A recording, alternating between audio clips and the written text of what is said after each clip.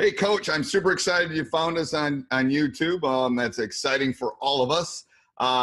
If you like these kind of resources, make sure you go over and check out teachhoops.com up above. Great resource, 14-day free trial, become a mentor, everything you would ever want to become a better coach. So go check that out. That's first thing. Second thing is make sure you subscribe. Go down below, make sure you subscribe, and you'll get all the updates and everything that kind of moves forward. So have a great day. Talk to you soon. And if you want anything new, put it down below. And I hope you enjoy the video. Hello, Teach Hoops members. Coach Steger here, giving my weekly set or play or offense of the week, if you might call it. I decided to expand this idea of set into this maybe diagram of the week. In essence, I think that I can be able to showcase other things besides just a basic set, especially for coaches that don't coach high school, because I believe that concepts are more important at a younger age to develop. When I was a high school coach, I developed this offense with some minor tweaks. It's a basic pass and cut offense. It's a 4-out, 1-in. As you can see, there's 4 players around the perimeter.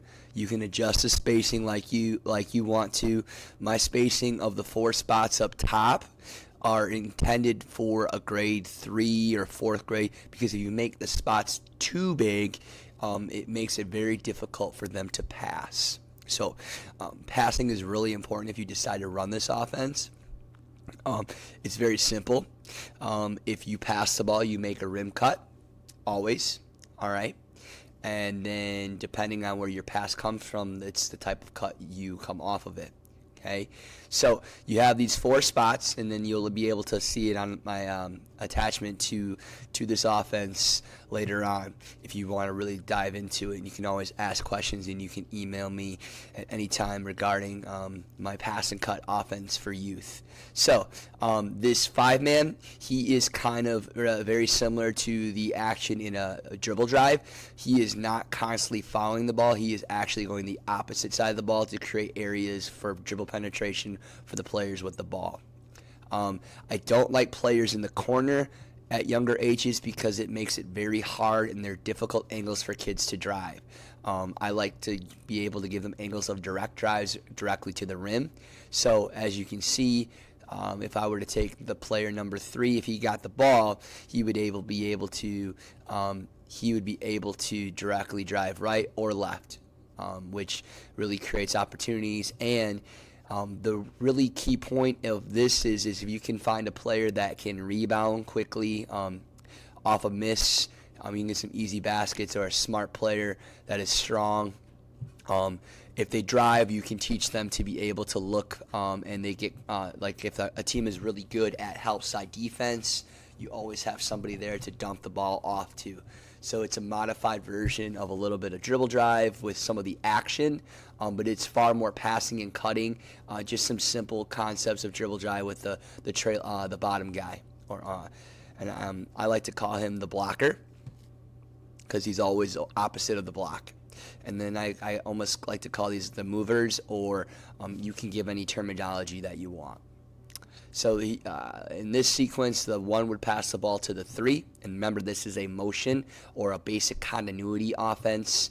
But it's not so much a continuity because there's different reads and reacts off of it. So I would consider it more of a read and react offense. As you can see, if the ball is moved from the top side to the bottom side, okay, a top pass to the bottom, okay, you're always going to make a rim cut, and you're going to empty opposite side of the ball.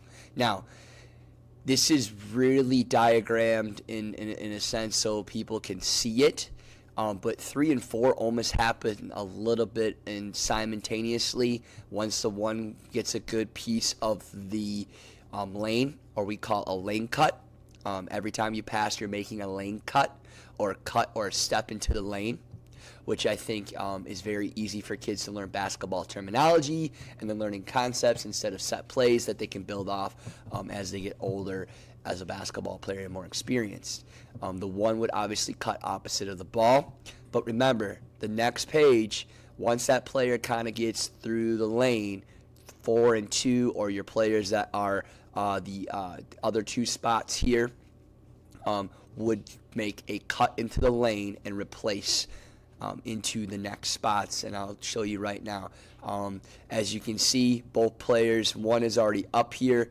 I just do that because then it shows that this one is occupying two space. 2 and 4 are going to make a lane cut in, and then they're going to pop out. Now, why do I do that? Because players can learn to read and react off of these cuts. Say players are starting to cheat, okay, and you have 5 who's opposite of the ball, you have an opportunity for space here to allow these players to cut.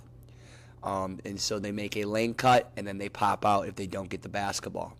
And then you have your 4 spots occupied, and the ball is still here. Now, if the ball is moved, let's say that the 3-man decides to, obviously he can't do anything here besides drive or pass.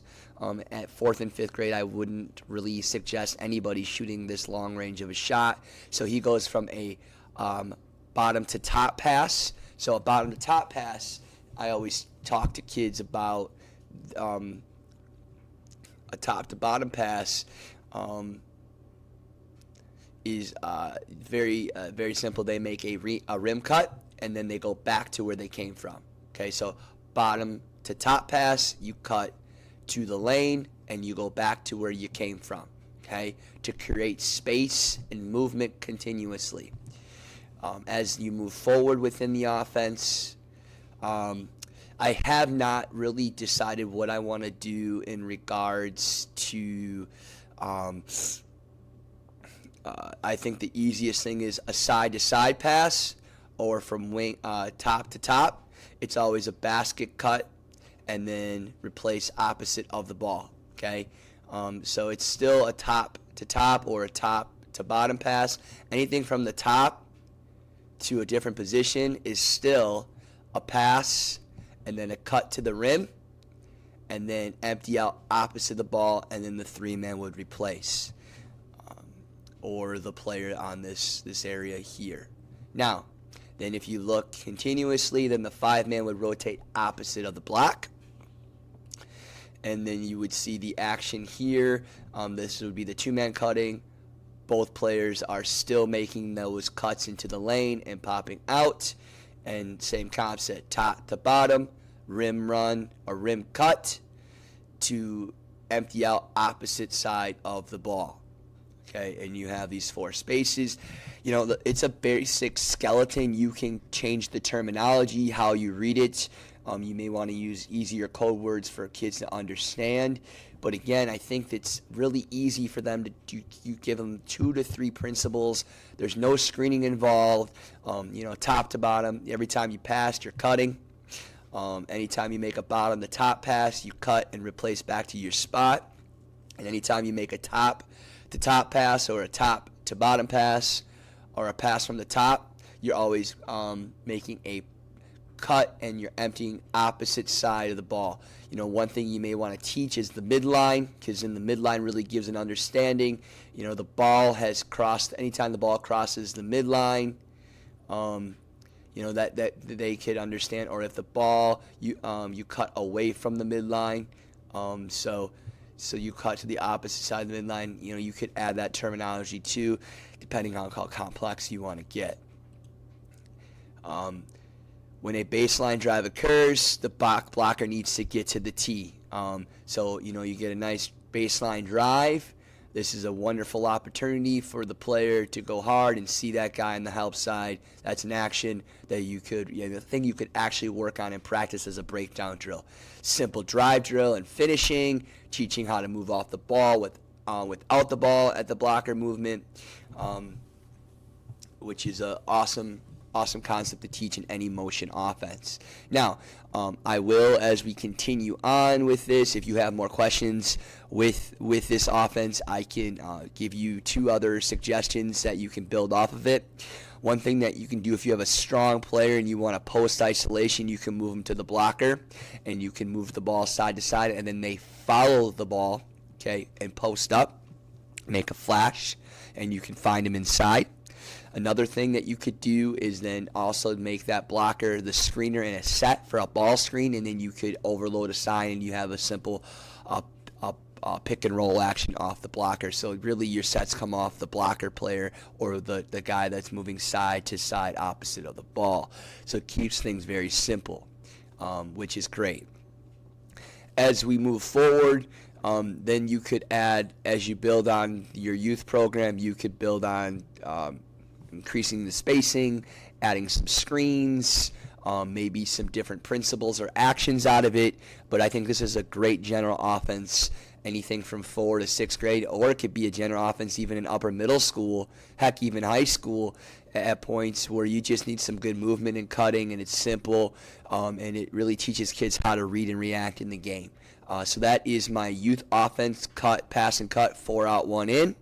And thank you for viewing my presentation. Have a great day. Keep teaching hoops. Bye. Hey, Coach, I hope you enjoyed that video. If you're looking for more videos like that, check out teachhoops.com for coaches who want to get better. 14-day free trial. I do not think you'll be disappointed.